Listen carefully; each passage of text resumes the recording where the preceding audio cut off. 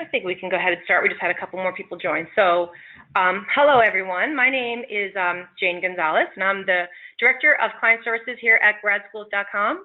Thank you all for being here to attend today's webinar, Genuinely Standing Out as a Grad School Applicant. We are delighted to have Dr. Martin with us here today.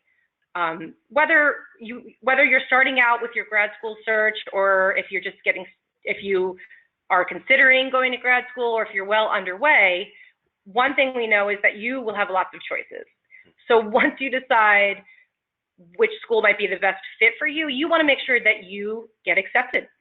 Dr. Martin's expertise is in helping students get accepted to the graduate school of their choice. He's worked on the admissions side of higher education for over 30 years, and more recently he's been coaching students one-on-one who are applying for grad schools. Dr. Martin has quite literally written the book on this topic, which is called Roadmap for Graduate Study, a guide for prospective graduate students. Today, Dr. Martin is here to share some of the tips that we hope will help you increase your chances of enrolling in your preferred school. It is my honor to introduce you now to Dr. Martin, who will take us through the presentation. Dr. Martin. Thank you, Jane, and hello, everyone. It is great to be here. I've had the privilege of doing a few webinars with GradSchools.com over the years, and I always enjoy them thoroughly.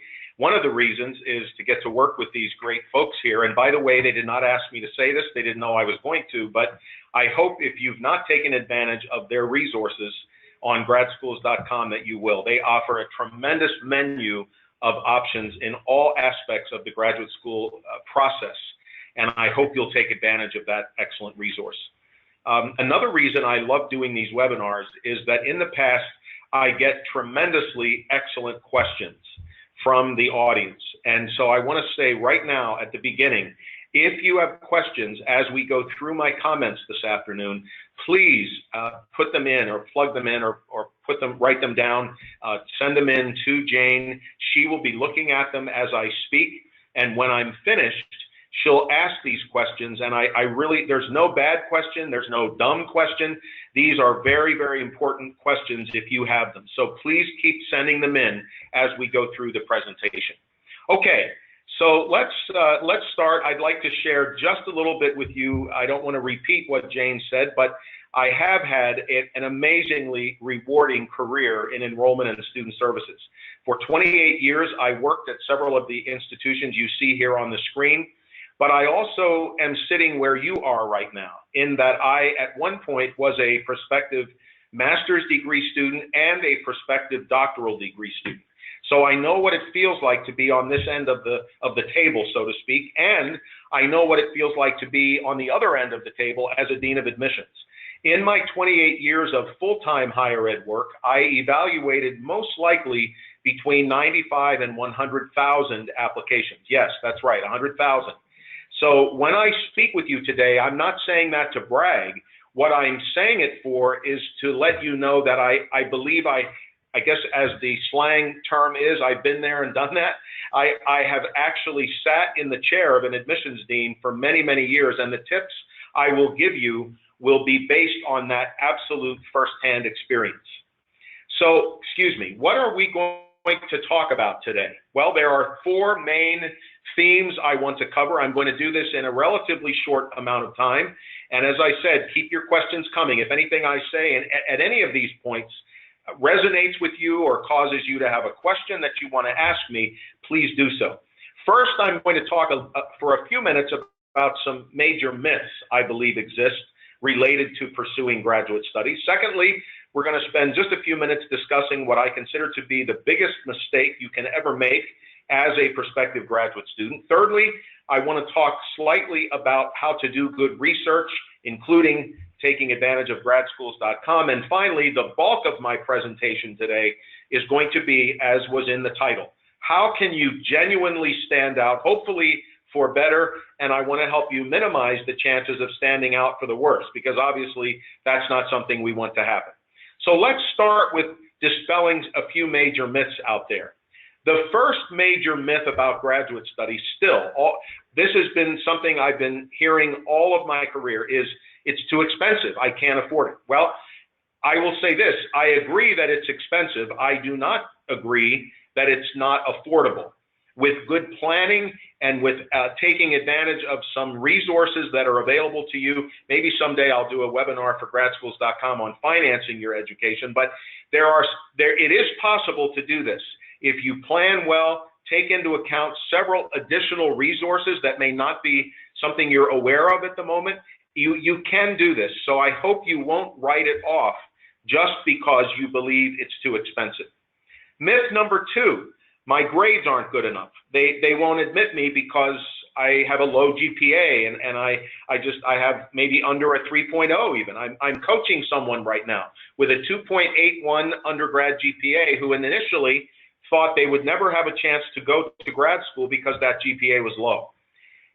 Might you need to explain a few things if you have a lower GPA? Absolutely. Most graduate schools offer you what's called an optional essay or an additional information essay, where you have an opportunity to address your transcript or maybe a lower test score. But don't write it off just because you believe your GPA is too low. I believe in most cases that is a myth. You can be admitted with a lower GPA. And the third and final myth I will talk about today is this idea that you have to go to a top-ranked institution. In my opinion, rankings are a resource when you're doing your grad school research, but they should never be the only or primary resource. For one thing, they change. For another thing, they're written to help sell magazines or newspapers or journals. Sometimes the methodology is completely invalid, unreliable.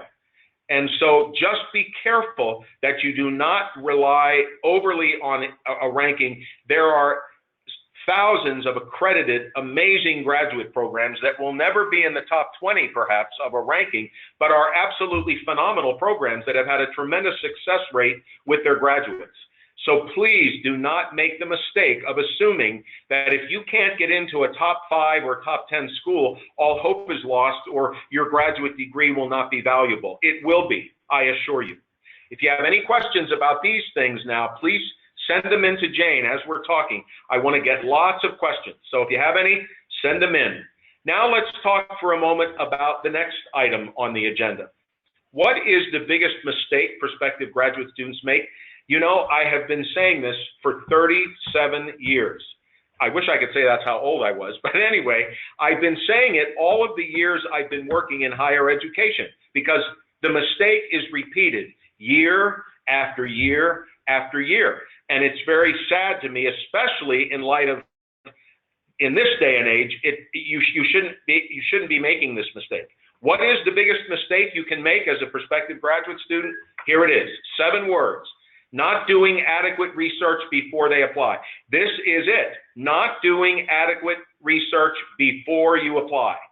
There's really a wealth of information out there. GradSchools.com, I believe, has over 70,000 accredited graduate programs on their database. It's one of the largest, if not the largest, in the world.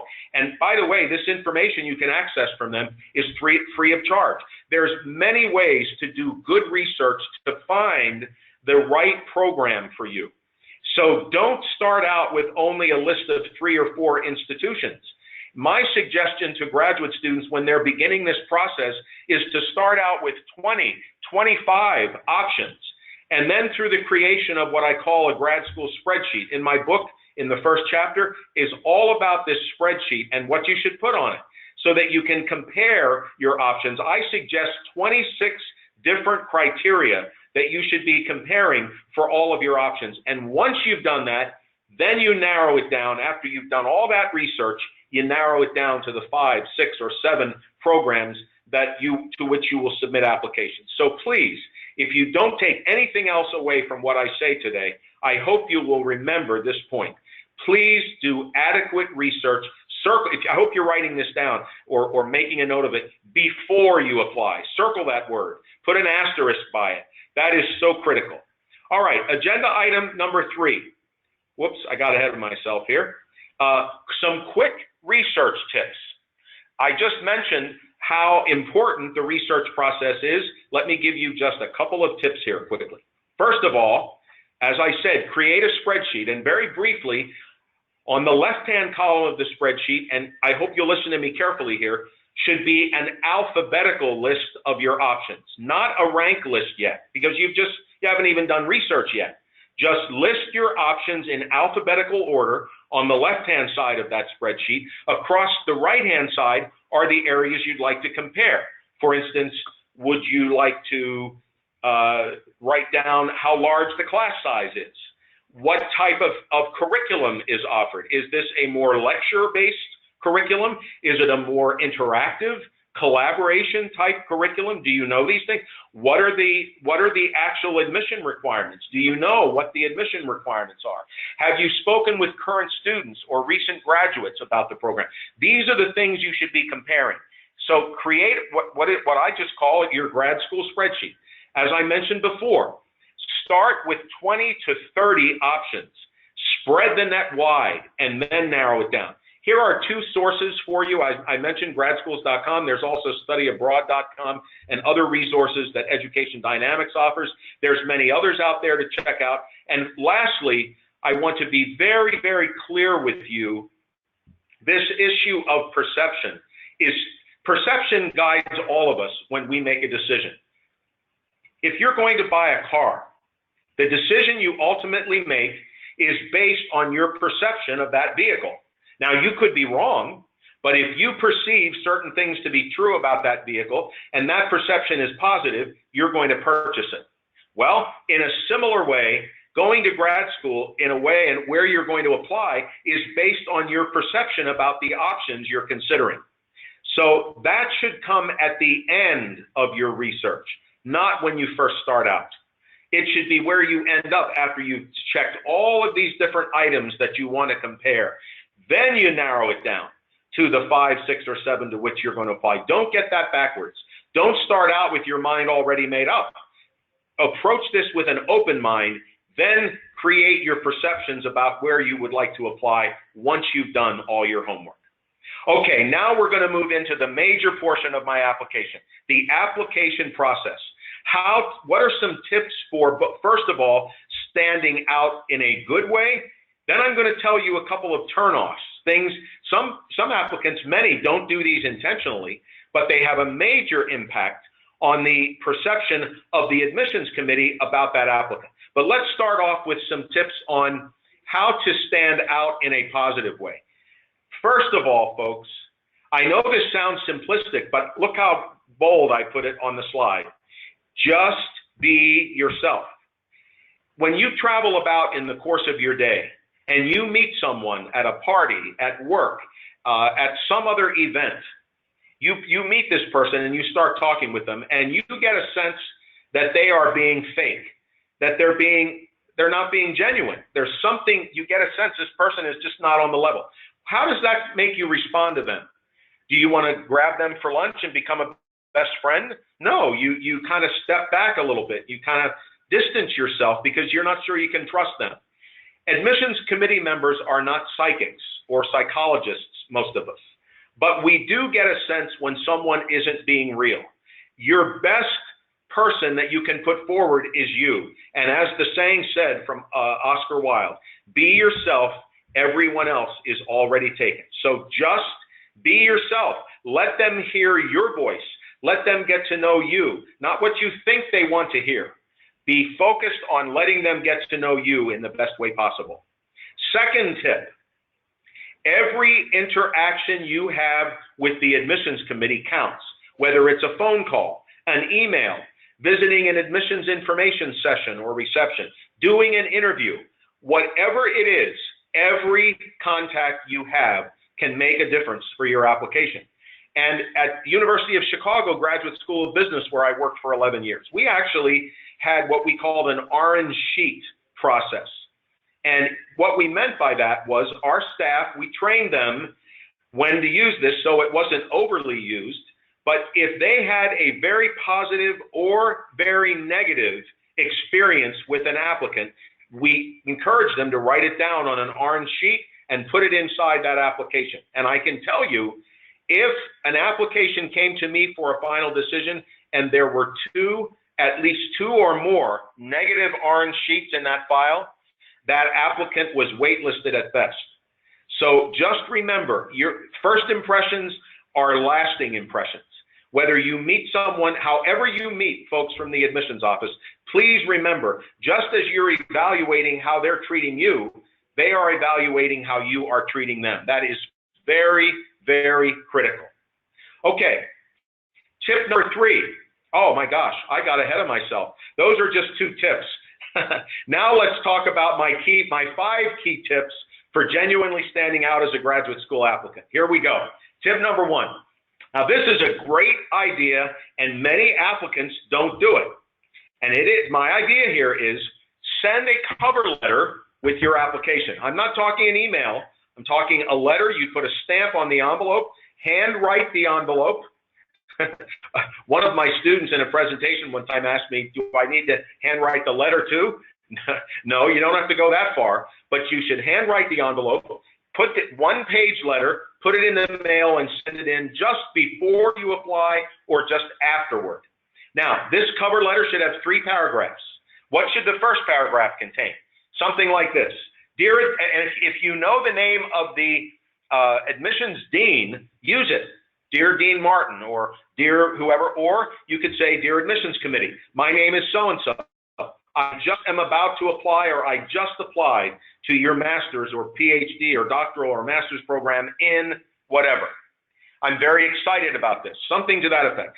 Second paragraph, very, very important. Let them know that you spent time doing your research. Let them know that.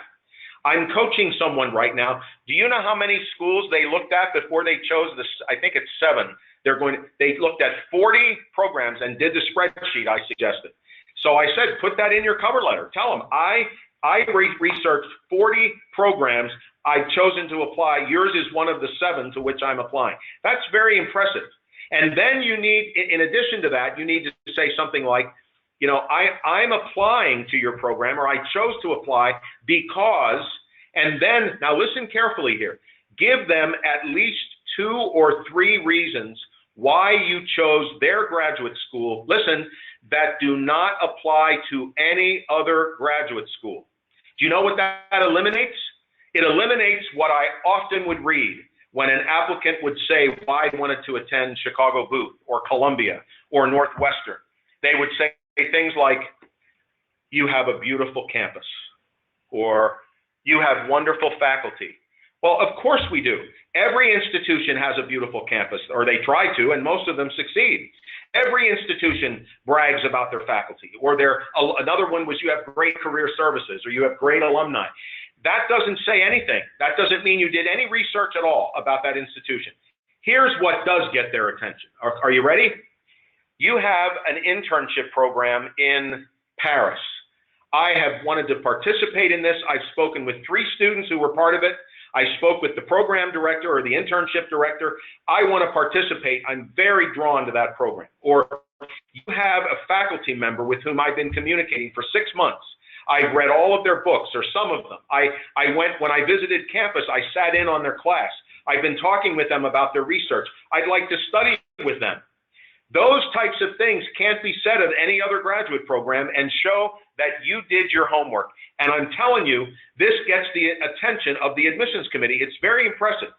Okay, third and final paragraph, also very important. Tell them that you would like to be admitted. There's nothing wrong with that. That's not arrogant. That doesn't hurt you. Tell them, I hope you'll admit me. I really want to join the student body. And if one of these schools now, that after you've done all your research, one of them is your top choice and you know it, and you know that if you get admitted, you're going to go. In that letter, now don't do this for all of them, keep it honest, but in that letter, tell them, if you admit me, I'm coming. I'll discontinue all my other applications and I'll be there. If you have that choice and you know that, you let them know that. And then tell them to give you a call. Give them the option. If you need anything else, or if you'd like me to do an interview, if there's any way I can send you additional information to help you realize how interested I am, please call me. Give them your phone number. And in closing on this tip, folks, I wish I didn't have to say this, but I do. Please make sure your answering machine message is professional. I could write a book on messages from, these weren't high school students applying to college. These were college students and older applying to grad school. I called applicants all the time in my work as a dean of admissions. I used to call, if they gave me permission, I called them at work, I called them wherever at home, and their messages were terrible, some of them. Hey man, or hey dude, or what's up? I mean, it was horrible. And then they would even say, some of them would say, leave a message after the beep. Beep. They would say beep on the message. So unprofessional. So, I mean, it was terrible. And that definitely lowered their appeal, believe me. So give them the chance to call you, but make sure if they miss you, that they are impressed with the answering machine message. Okay, I've got to move along here. Our time is going very quickly. Tip number 2. Oh my word. Use good recommenders, ladies and gentlemen. Why? Most graduate schools don't interview like they used to. In the past, if you wanted to go to a graduate school, you could probably have an interview with them. You could go on campus and have an interview, or do it via phone or Skype or whatever. Now, many graduate schools have discontinued interviewing altogether. I guess they think it's too expensive to do all of that. I don't know. I think it's a mistake, but nonetheless, they're not doing it. So your recommenders become even more critical in providing some additional information about who you are and what you bring to the table and would bring to the table at this institution. What is my definition of a good recommender? A good recommender is someone who knows you long enough and well enough. 2 things, long enough and well enough to complete the recommendation. And speaking of that, when they complete the recommendation, there could be a grid or a form that they're asked to fill out where they're evaluating your qualities, such as intelligence, initiative, motivation, teamwork, ability to handle criticism, resilience, honest, a bunch of character qualities and traits. Please tell your recommenders not to check the superior box for every single one of those. Why? Because there are no perfect people in this world. No one is entirely perfect. And if they check the superior box on every single one of those, it's going to appear that they spent no time really evaluating you in those areas, but they just checked those boxes because they thought that would make you look good. It will be the opposite. Your credibility will tank if that happens. Now, obviously, you don't want them to say poor on some of these, but you do not want all superiors. Tell them that. Please evaluate me honestly. Finally, in the letter that they write, when they tell the admissions committee some of your strong points, they need to provide examples of that. Otherwise, it'll look like they just pulled something out of the hat. Let's say, John is applying to a master's program in psychology, and one of his former professors says, John has an ability to really engage with people in such a way that they will communicate with him. He has an uncanny ability to do that. Well, that's all well and good, but how do you know that? Otherwise, it looks like this recommender just pulled something, just picked something they thought would look good. No. This is very important. That recommender needs to say, okay, and here's how I know John has an uncanny ability to work with people, or here's how I know that Sarah is a phenomenal leader, or that Tim is tremendously organized and efficient. How do they know that? So when you speak with your recommenders, please tell them to be honest about you, to provide credible examples of what they say about your good points. And one other thing I should have added here, I'll just put it on, you can write this as number 4 if you're taking notes. Number 4, they need to be able to talk about a weak spot. We're not looking for perfection in the admissions process. We're looking for human beings. We all have faults. We're not asking to know the secrets of your life. That's not the point. No, we don't want skeletons in the closet. No, but we do want a sense that this person knows you well enough to know, okay, John is impatient. Sometimes he just jumps the gun a little bit. Is that going to ruin the application? Absolutely not. In fact, it will endear you to the committee because probably 2 or 3 of the readers happen to share that foible of being impatient. So make sure they present you in a very realistic, honest, and of course, a positive manner. I got to move on here. Tip number 3, very quickly. Follow directions. Please follow directions. What is required? If it's 2 letters of recommendation, if it's a 750-word essay, give them what they want. Give them what they've asked for. Do not, otherwise it appears that you don't even care enough about the application to follow directions. Now, if you have a question about something related to your background and how you can put that in the application, if there's no place to do it, that's a time to question the requirements or call them and say, how do I do this? Or in some cases, on rare occasions, an applicant may feel as though he or she really needs an extra recommender to really get across something about their candidacy. If that is the case, do not be so presumptuous as to just send that letter if you're only supposed to send 2. Send an email to the admissions committee and say, under these circumstances, I was wondering if it would be possible for me to just send one more or have one more letter of recommendation.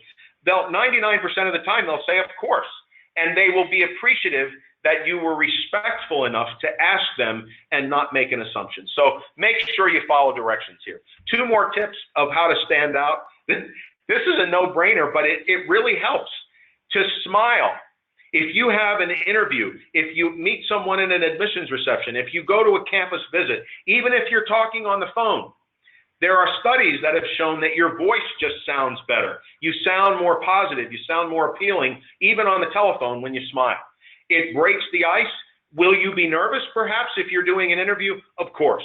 But your ability to be calm, to be a bit positive and upbeat and smile, believe me, this may sound a little strange, but it absolutely can make a difference. 5th and final tip. This is crucial, folks. Keep your cool no matter what happens in the application process. Why do I say this? Because admissions folks are human beings. We make mistakes sometimes.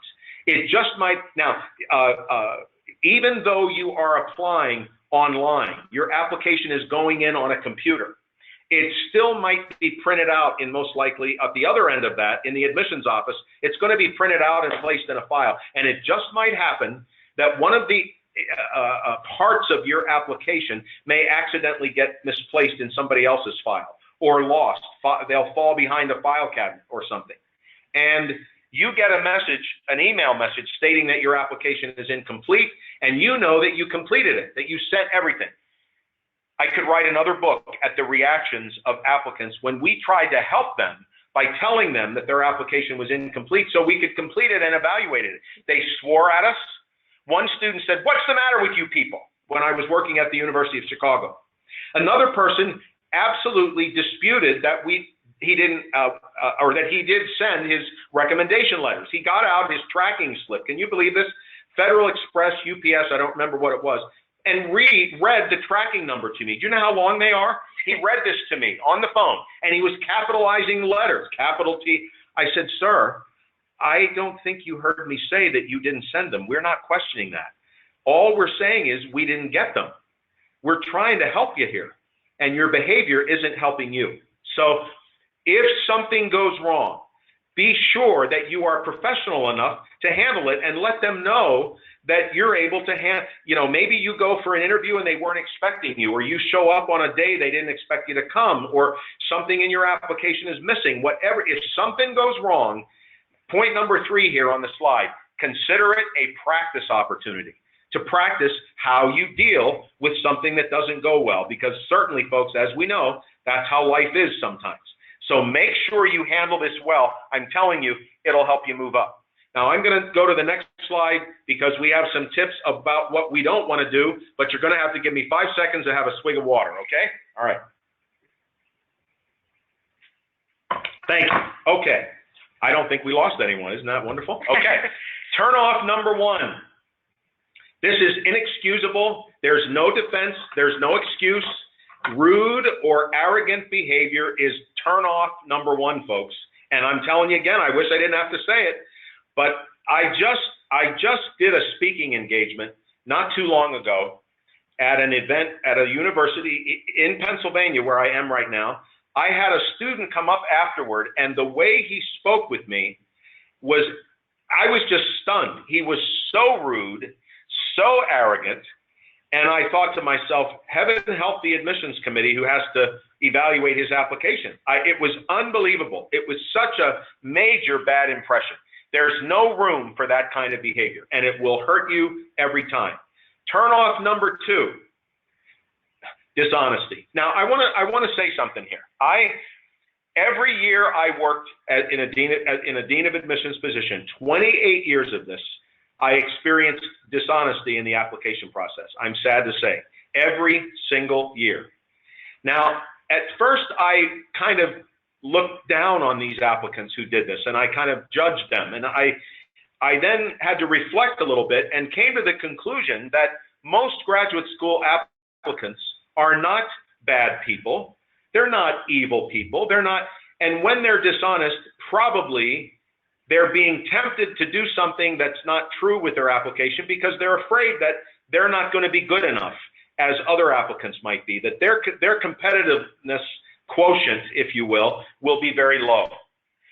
I'm telling you, folks, there is no need to resort to being dishonest. Don't yield to that temptation. If you have to explain something in your application that may not be as competitive, you can do that. They offer you an optional essay or an additional essay, most graduate programs. And I'll tell you, many people who get admitted do not have all the top grades, all the top test scores, all the top work experience. That is not the case. So please don't feel that you have to do this. You might be tempted. We all are. It's human to be tempted, but don't yield to that temptation, because if you're caught, obviously, you'll be denied. Turn off number 3, too much contact. We used to have applicants, they would call us every week. Oh, I'm just checking in, like, I'm still here. And it was like, oh, come on. If you have a question, of course, we want you to contact us. But too much contact becomes it looks desperate. It looks as if you're just, it's overkill. And if you think that that's going to help you get noticed, it is, but not in the positive way you're hoping. So there's no need, especially during the application part, when you're waiting to get notified. Once you've been admitted, if you have questions, you may have more contact then, but not during the time that when you submitted the application and they're evaluating it. Just give them some space and be careful that you don't contact them too much. Okay, turn off number 4. Oh boy, asking questions you can answer for yourself. Please do not waste your time and the time of the admissions office asking questions that are readily answered. I'm going to give you 2 right now. I can't tell you how often I heard these from grown adults, graduate prospective students, and if they asked them, I wrote their name down and kept it in a file because I thought, what in the world? Here are 2 questions you never ask the admissions office. Are you ready? Number 1, what are your application deadlines? Those are printed everywhere, folks. They're on the website. They're all over the place. If you have to ask, if that's what you're taking their time to ask, clearly you're not very interested, okay? So don't ask that question. And the second one is as bad as the first. Do you offer financial aid? When I used to get that question, you know what I wanted to say? No, you have to pay cash. Of course we offer financial aid. Now, if you have a question about the type of financial aid we have or a particular scholarship program, of course. But do not ask questions you can answer for yourself. It helps your reputation go in the downward direction. And finally, tip number 5, making excuses or leaving something unaddressed. If you have had 5 jobs in 10 years, if you had a break in 3 years from college until you had a full-time position, there was some period of time in there. You had a very bad semester in college where you got almost all D's. Something happened or whatever. You need to address that with the admissions committee because it's going to raise a question. Will it mean you won't get admitted? No, not at all. But it will be more that you will not be admitted if you don't address it. Now, you don't want to make excuses. Some people play the violin. Life is so hard, and I've been through so many trials. No, but something like, you'll notice that during this semester in my sophomore year, I had a very bad GPA. I'd like to address that with you. Or You'll notice that between college graduation in 2012 and 2015, I didn't have a full-time job. I'd like to explain that. Or I had 5 jobs in 10 years. I'd like to tell you about that. Do not leave these things unaddressed. If you believe it's going to raise a question, or if you think it would raise one for you, if you were reading an application, then you need to address it and explain, but don't make excuses. Okay, we're going through here, getting to the end of the presentation. Want to tell you a little bit about my work with Grad School Roadmap. That's the name of my company. I'm in my 10th year already. I can't believe it. I've got a book for sale called Roadmap for Graduate Study, as Jane mentioned at the beginning. I offer one-on-one coaching for graduate school applicants, and to that end, if you're interested, I offer a free 30-minute consultation to tell you about that. I offer workshops, so please feel free to check out my website or to be in touch with me. There's my book, there's my website. It's only 100-page book. I promise it's not very long, but if you're interested in purchasing it, you can do so on my website. And so if you have any questions, feel free to contact me. And now it is, oh my word, it's already 20:03 East Coast time. I'm hoping there have been lots of questions coming in. And if there haven't, this is your time to ask them, because I'm pretty much done with my part of the presentation in this way. Now I want to answer questions, and I'm ready to answer whatever you want to ask. Remember, there's no dumb question, no bad question. I hope we'll ride out the rest of our time here answering questions today. But one last thing before I turn it back over to Jane. I really wish all of you the best in your graduate school pursuits. My master's and PhD programs were 2 of the greatest experiences of my life. I don't want to do a third one, but I sure had a wonderful time as a master's and PhD student, and I hope you will too. It's possible. It's a wonderful experience if you'll take the time to do your research and really find that program or programs that really work for you. So in that regard, I wish you all the best. I will now stop talking and turn it over to Jane in case we have questions. Thanks, everyone. Thank you, Dr. Martin. Very informative. And we do have a bunch of questions, so I'm going to get right to them. Okay. Starting with one that was related to the latter part of your presentation, which I think is a great, maybe a clarification point. All right. When you said, the question was, when you say when you leave something, don't leave anything unexplained. Yes. How do you exactly do that? Is it via email? Is it going to be a letter? How do you integrate that additional commentary? Good question. I'm so glad you asked. Usually, 99% of the time, somewhere in the online application, you're going to see an option for what is called either an optional essay or additional information. And then they'll say, is there anything else you would like the admissions committee to know about your candidacy that you were not able to discuss elsewhere in the application? That's the place to do it. If that is not available, then I would suggest that you send an email message to that respective admissions office and say to them, there's some additional information I really believe I need to share with you about my candidacy. I haven't had the chance to do it elsewhere in the application. Where would you suggest that I do this? And let them tell you. Those would be the 2 ways to do it. So glad you asked that question. Good. Another question is, can you explain a little bit more the point about the other institutions you're applying for? This was earlier. Yes. When I think you were referring to the person you were coaching who applied for, who was interested in 40 institutions. And yes. How would you tactically go about that? If I'm understanding the question right, Jane, this person wants to know how you narrow the list down. You start with your 40 and narrow it down. Not so much how do you communicate to the school the right way? Okay. That you're doing that. In that letter, maybe that you write when you tell them that you did your research. That's a good question too. And my response is you should say something like this. Realizing that I'm only going to probably do this once in my life. People don't get 10 and 12 master's degrees. They usually get 1. So, realizing how important this is to me in terms of my time and my energy and my resources, I spent a lot of time researching my options. I spent 3 months. I spent considerable time doing this. And at one point, there were 30 institutions on my list. By the time I finished my research, I had narrowed that down to 6, and you are one of those programs, and here is why. That is believe me, that is a very compelling argument. And by the way, I'm so glad that Jane brought this question to us, because I forgot to mention in my remarks, when I would ask my administrative assistant, when I was dean of admissions, I would ask them to hold those letters out for me and clip them on the front of the application when it came through, so that I could read this personal information from this student. And sometimes, if I was on the fence between admitting someone and putting them on the waiting list, that might jump me over to an admission decision. Or if I was on the fence between a deny and a wait list, it sometimes meant we would put that person on the waiting list. So that's how I would suggest you address that. Let them know that you took this seriously, that you realize this is a once in a lifetime opportunity. Excellent question. I hope for most schools, I would say that the GRE or the other standardized tests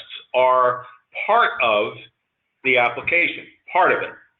They will be looked at along with GPA, resume, recommendations, essays, all of that. And I would also suggest that if you're let me go back and start over here. As a dean of admissions, for me, standardized tests versus GPA, I looked much more heavily at the GPA than I did test scores. Why? Because not everyone is the best test taker in the world. Secondly, these test scores were gotten on one day out of someone's entire life, just one day. A transcript is earned over 4 years, 5 years, a much longer period of time. So please do not overly obsess about GRE scores or the other standard, GMAT, MCAT, LSAT. Now, I will say one more thing about this. Many of the very elite top programs in a particular field have test score cutoffs. I think that's a huge mistake. I think they're shooting themselves in the foot, but they do. So you would need to check and see if they say on their website, you have to have this score on the GRE in order to be considered, you better take them seriously. And assume that if you don't have that score, your chances there are limited. As I said, I think they're limiting themselves to do it that way, but they do. So, but beyond that, beyond those more elite schools, most others are very open about their GRE scores and the range of scores they accept for applicants. And I will also close with one other thing about the GRE. Many schools are now either discontinuing it or making it optional. And I'm glad to see that happening. I hope that will continue in that direction, because I don't think this is the best predictor of success in graduate school. Well, Dr. Martin, it's funny you mentioned that, because my next question that someone wrote earlier in the presentation was, and I think it's a great question, why do some grad schools not require the GRE or GMAT scores for admission? Are these schools not accredited?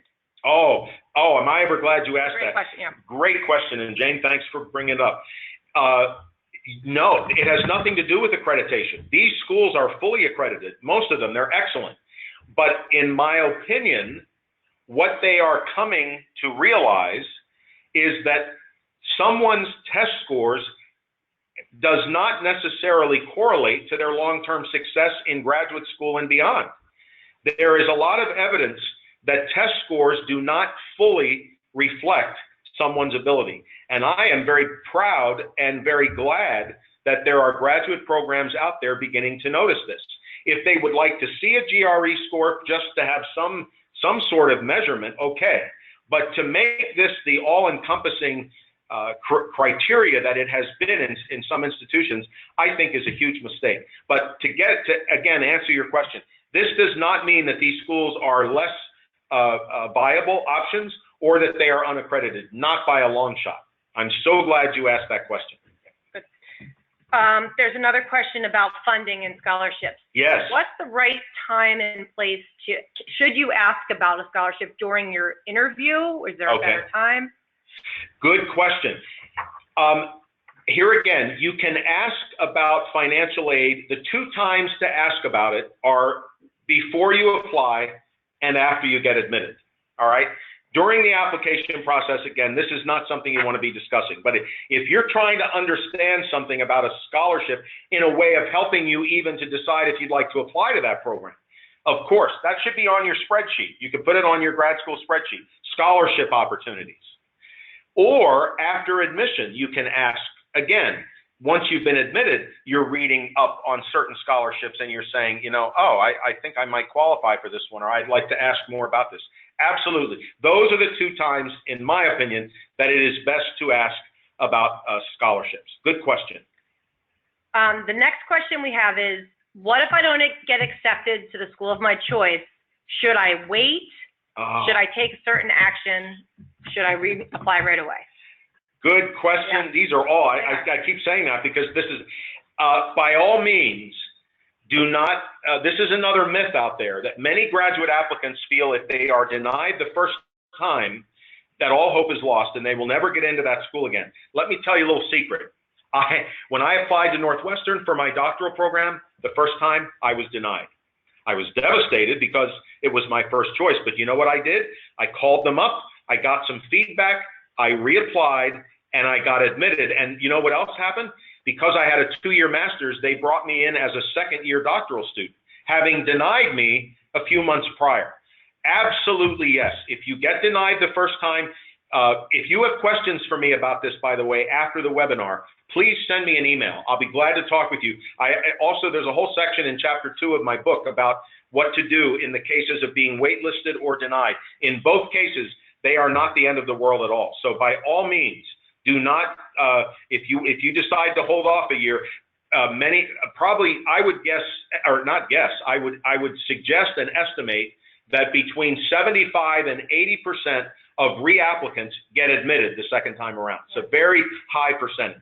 Good question. Well, Dr. Martin, I bet our viewers would, I have a feeling they'd like to know a little bit more about that. When that was your experience, what did you do? Who did you call? And what did you say? That's a good question. Well, the first thing I did was mope around for about 24 hours. You're allowed. Northwestern was my first choice. I really wanted to go, and I had this perfect program, and I was just so bummed. And so then I thought, you know what, I'm probably feeling a little bit offended, you know, because I have my pride, and I didn't like being told I've been denied. So my first thought was just take some time to cool off and just count to 10. So I counted to 10 for 7 days. I waited a week.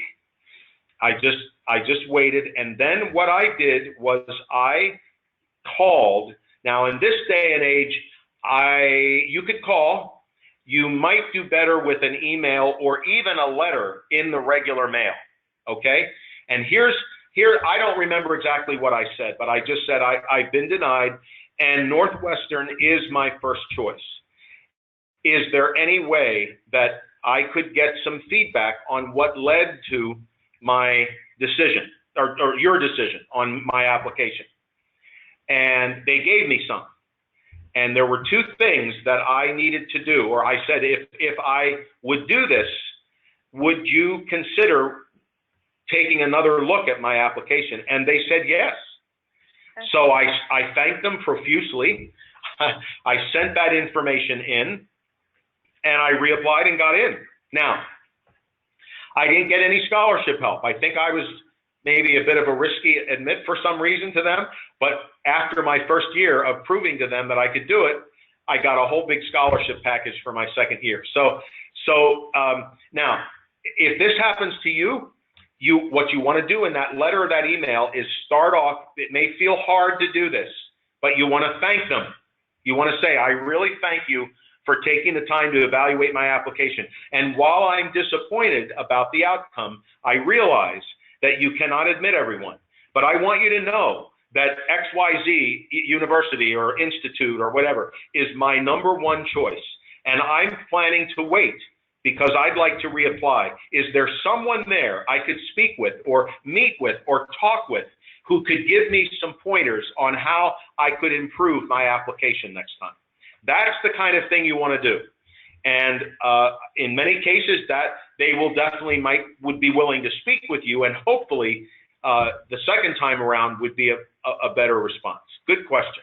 We have a bunch more, so we're going to take it as long as we can. All right. The hour. This one's a good one. Another tactical question. For the cover letter, yes. Do you recommend sending it to admissions or to the specific graduate program? I would suggest sending it actually to both. If you have 2 major contact opportunities, the admissions office, and all you could do is at the bottom of the letter for the admissions office, put CC program office, and at the bottom of the program office letter, CC admissions office, so they know that both of them got the letter. I would say send it to both.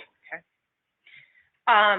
Dr. Martin, do you have any tips for the statement of purpose, as in how to begin one so it will stand out, and what to mention and what not to mention?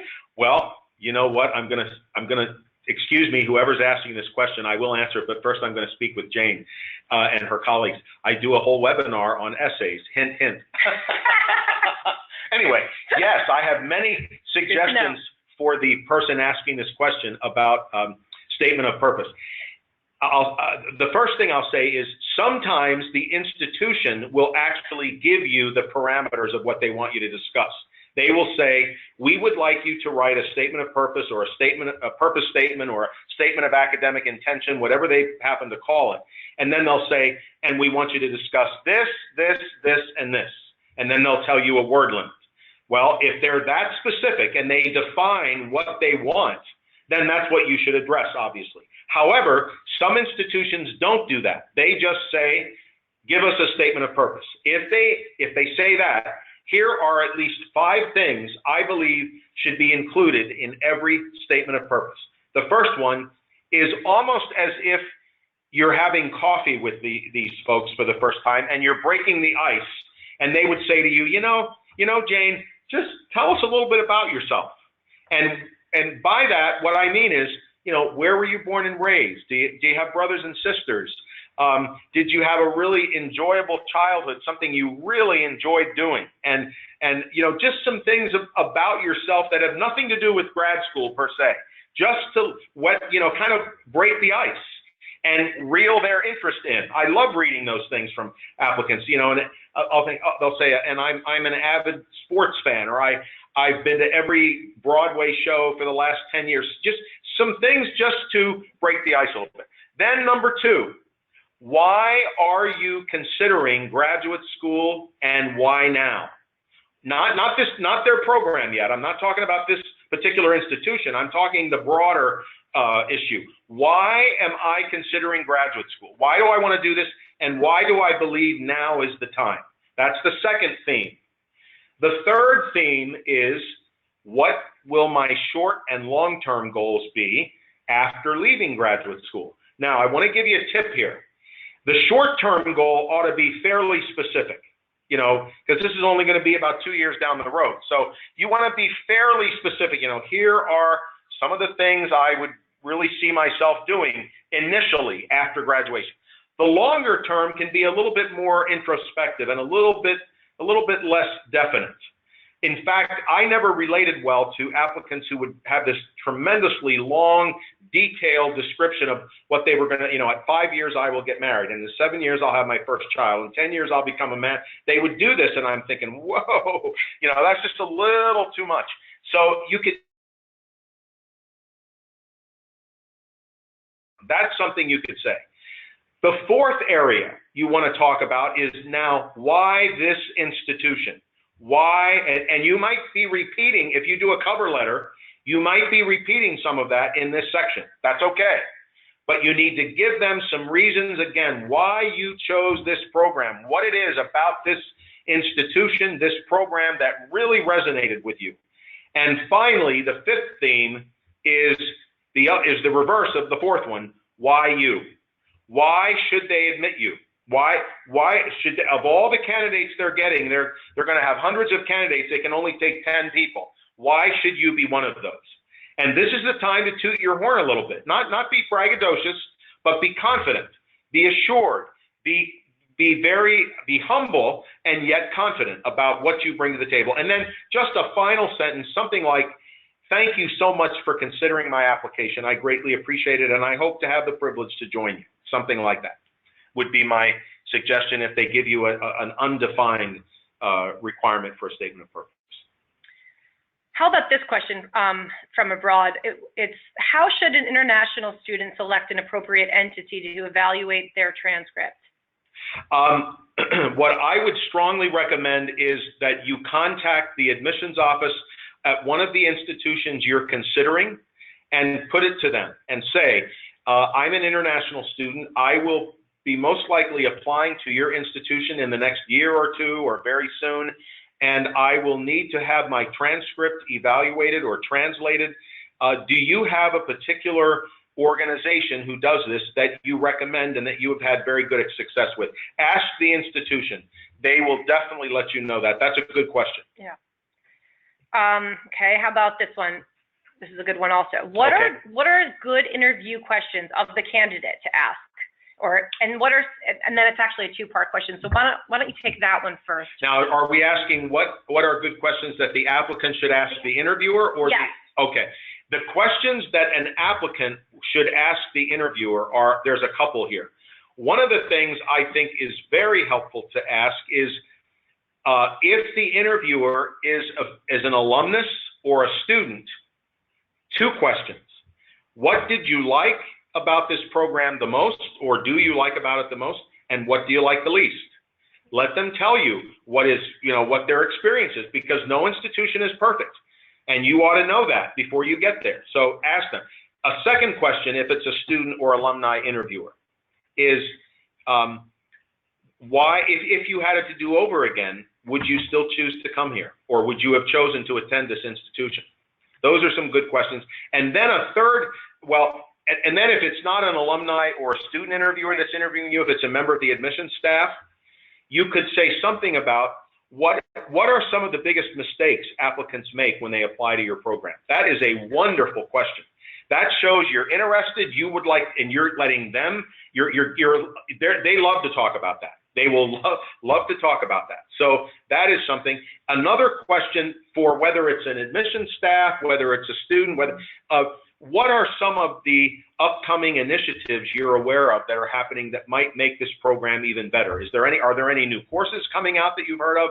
Any new concentrations that are being devised?